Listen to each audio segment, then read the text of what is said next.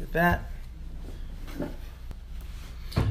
Okay, we're about to go live on both YouTube and Instagram. And once we do that, we will begin. Low battery. I definitely hope that doesn't go off in the next 15 minutes. All right, so we're waiting to see who comes on here, and then we will get started. Hey, is that Tim? I think that's Tim. All right. Hello and welcome to Locker Live, episode 3.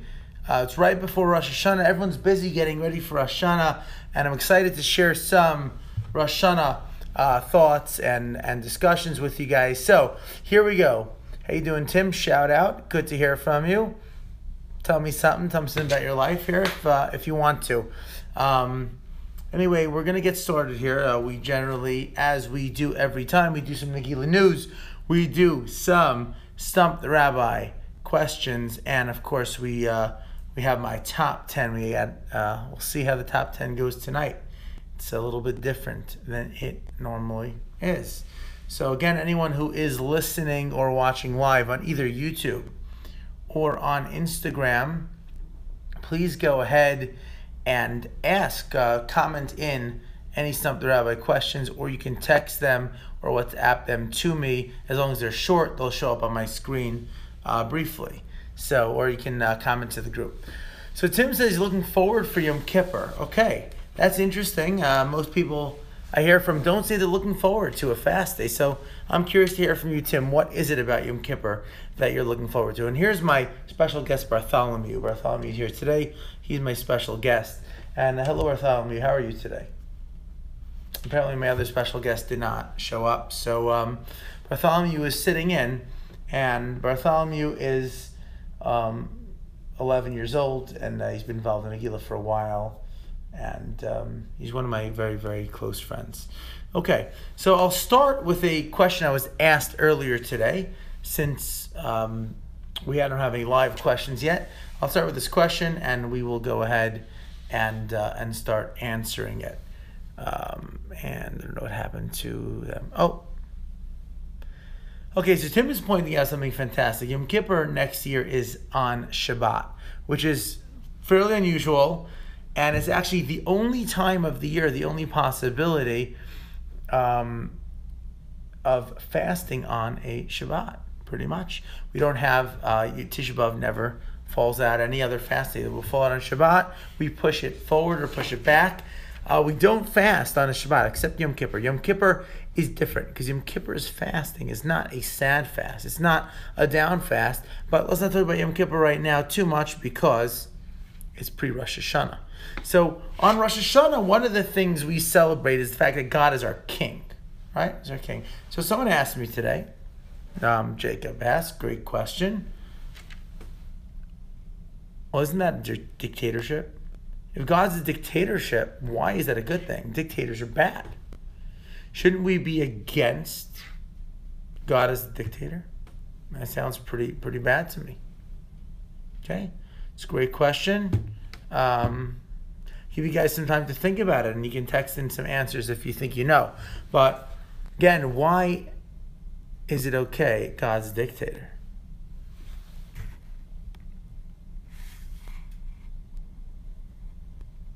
Okay, so it's a really good question, and I talked to Jacob about it. So you think about it, what is wrong with a dictatorship? Why do we like democracy in this world? Why do we like democracy instead of a dictatorship? What's wrong with a dictator? Everyone's saying, what are you talking about? Dictators are terrible. They're tyrants. They're rulers. People don't get to make their own choices. Is it good always for people to make their own choices? Hey, I didn't bring any pickles. That's terrible. Is it good for people to make their own choices? The answer is, well, sometimes, yes, but not always.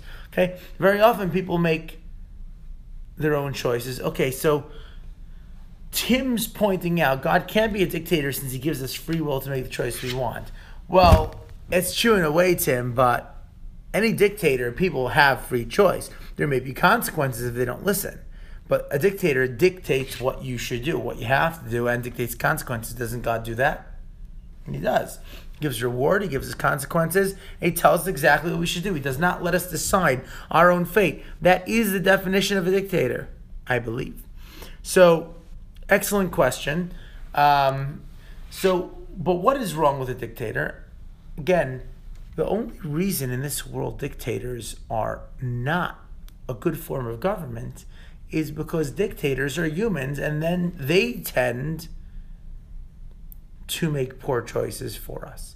So if a dictator who doesn't know everything and doesn't necessarily like you or care about you and cares about his own power, that's a terrible ruler to have. The idea of democracy, and in the United States, we don't live in a pure democracy, we live in a republic. The idea of a republic or a democracy or any kind of democratically governed institution is that we don't want anyone else to make the wrong choices for us. We want to make our own wrong choices. And we might make terrible choices, but at least there are choices. But let's say you knew that a dictator, or instead of using dictator, use the word king, because they're essentially the same thing. Let's say you knew this king was all-knowing, always had the right answer to every problem. Okay, that's helpful. And let's say you knew that this dictator or this king not only had the right answer to every problem, but also loved us and cared about us so much. That's pretty good too. That's actually a much better form of government in theory. With humans, you can't have it. But the best form of government possible is to have a leader, a king, who knows everything, always makes the right choices, and loves and cares for us. What could be better than that? So is God a dictator? Sure he is. He dictates us what we should do in the same way as a young child needs their parents to be their dictators. Right? You have a young kid, you're 8 years old, you're 9 years old. Parents say, this is your bedtime. Wait, did we vote on that? I don't remember having a referendum. I have to eat vegetables? Why? I'm sorry, Mom, but there's 4 kids in this family. There's only 2 parents. The kids say candy. Well, in that case, democracy would not be a good thing, right? You need to have someone who is more knowledgeable, who understands things better, and cares about the subject. Once you have that, then that's better, which is why normally in a healthy home, having the parents be a monarch or a dictator is a better option than a democracy run by the kids. Now, obviously there are families that are unhealthy, there are parents that are unhealthy, but assuming people are healthy and doing the right thing, that is a fantastic option. So now, on Rosh Hashanah, we recognize that God is our king. And that's the best thing possible. Because every society that's ever existed, where people made their own decisions and their own choices, it wasn't good. People made their own choices and they end up fighting with each other, arguing with each other, not getting along, and making terrible mistakes.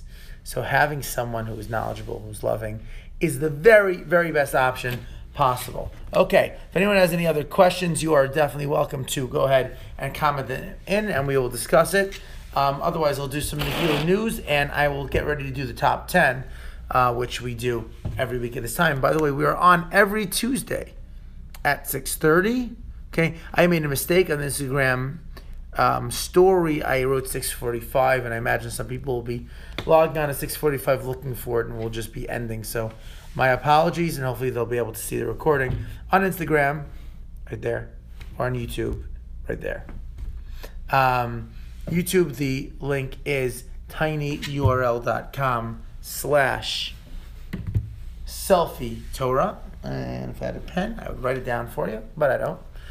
And on Instagram, it's at Locker Room. Okay, so some Nageela news. We have a bunch of events coming up in the near future.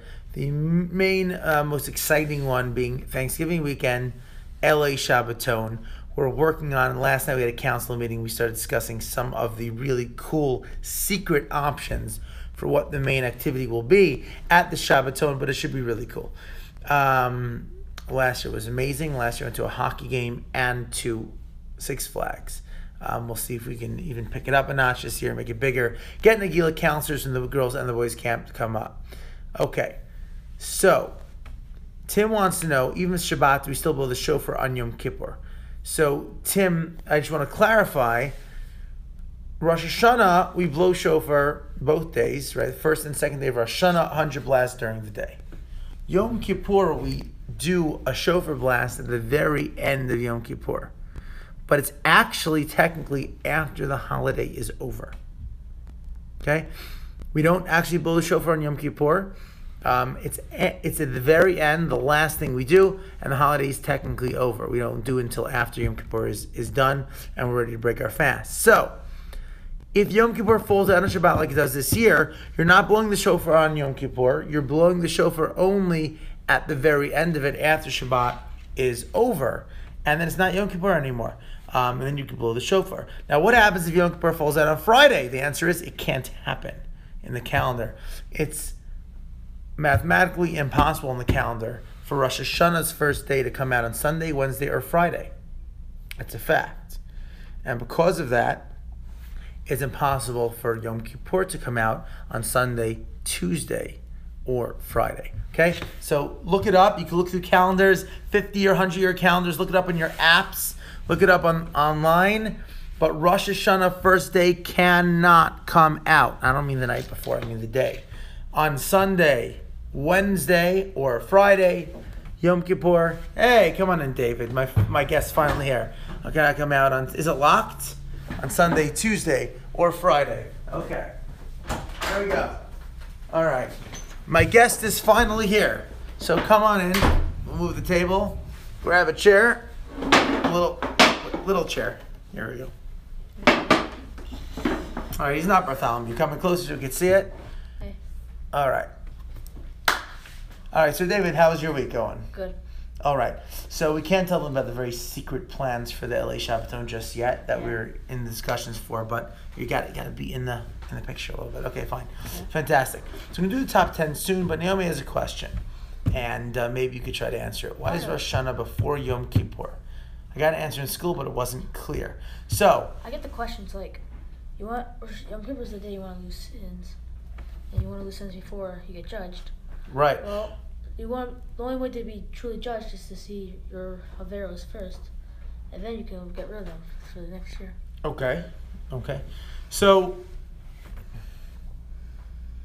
there's a bunch of answers to the question, but just to clarify Naomi's question, and I think actually what I'm going to do now is the council decided last night we should give everyone a thinking question. So I'm going to leave this as the thinking question for you because it's a great thinking question.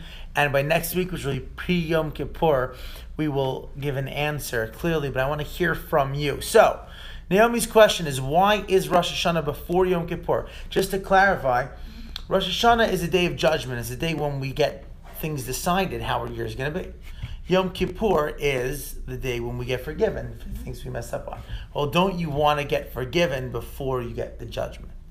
It's an awesome question, Naomi. Okay, everyone who's watching or listening or hears about this, you can go ahead and send me an answer that you have. You can email, text, Instagram, Facebook, tweet, WhatsApp, or any other form, or snap it to me, or tell me in person. If it's a good answer, I'll read the best ones next week at 6:30 on the Locker Live thing, because we're running out of time here and I got to do the top 10. Okay, we'll take turns doing the top 10 here, reading them. The list right now is Jewish rappers. Okay, now I don't mean actual Jewish rappers because there aren't too many of those, but if you had to get rappers with Jewish names, what would they be? So all right, number 10, L'chaim Chains. All right. Number 9, David. 50 shekel. Let's do it from the bottom. Wake Flocka. It's autocorrect. I hate autocorrect. I'll read it. Waka Flocka Havdalah. Okay, you read number 8. Matzah cube. Matzah cube. I love that one because of matzo ball, a nice cube. So Yeah. matzo cube, I like that. Okay, fine. All right, Rabbi Dre. Yaakov Z. Number 6, Yaakov Z. All right, I have MC Maccabee. Actually, there's a meaning behind that one, right? You know what the word Maccabee means? Yeah. I forget the meaning. I know what it is. It means hammer. Oh yeah. It's a hammer. MC Hammer. MC Hammer. MC Maccabee. I like that one. All right. Go for it. Gefilte fish. Gefilte fish. All right, pretty good. How about tuna pack? All right. That's really bad. 50 shekel. 50 shekel. All right. And of course, Kohen West. Kohen West. All right. All right, those are our top 10. I believe we are out of time for today. But be back next week at 6:30 on Tuesday. Remember the thought question, why is Rosh Hashanah before Yom Kippur? Hope you guys all log in and tell your friends about it. And Aaron Judge just hit another RBI. Hooray. Woohoo. Banana home run. And, David, how often do you Nageela? What's the answer? All day, every day. All right. Have a Shana Tova, great week, a great new year, and we'll see you.